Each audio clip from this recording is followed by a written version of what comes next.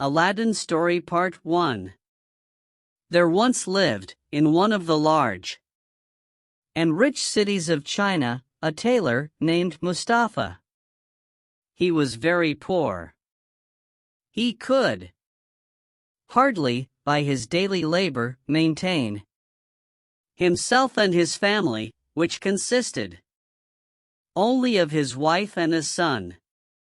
His son, who was called Aladdin, was a very careless and idle fellow.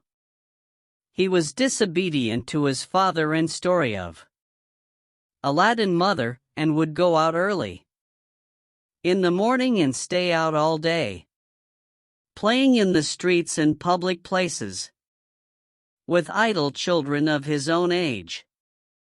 When he was old enough to learn a trade, his father took him into his own shop and taught him how to use his needle, but all his father's endeavors to keep him to his work were vain, for no sooner was his back turned than he was gone for that day.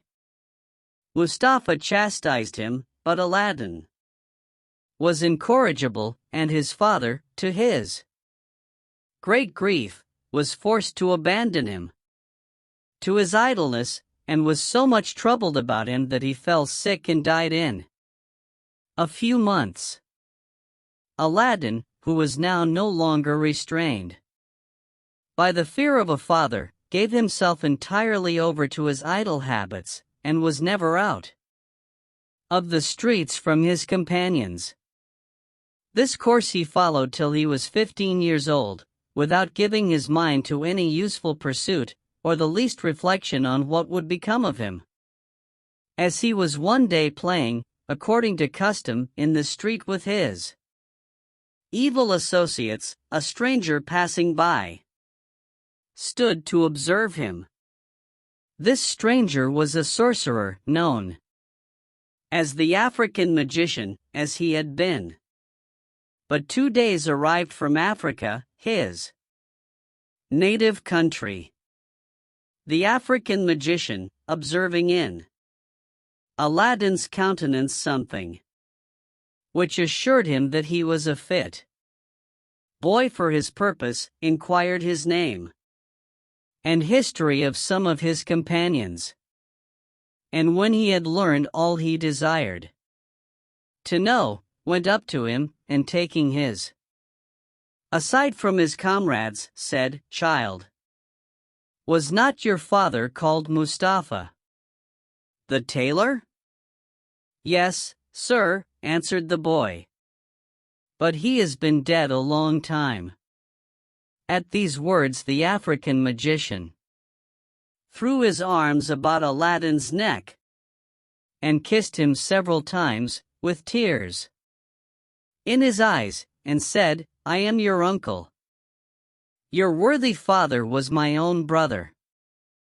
I knew you at first sight, you were so like him."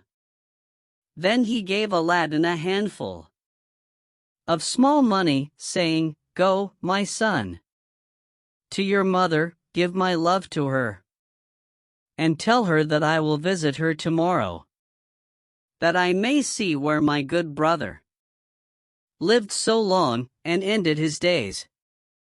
Aladdin ran to his mother, overjoyed at the money his uncle had given him. "Mother," said he, "have I an uncle?" "No." "Child," replied his mother, "you have no uncle by your father's side or mine."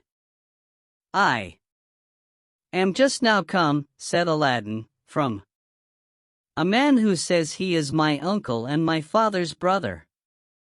He cried and kissed me when I told him my father was dead, and gave me money, sending his love to you, and promising to come and pay you a visit, that he may see the house my father lived and died in."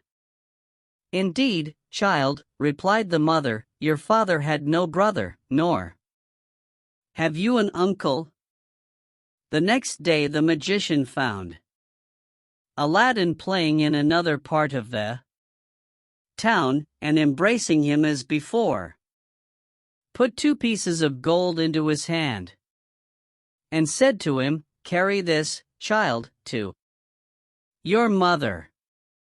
Tell her that I will come and see her tonight and bid her get us something for supper, but first, show me the house where you live."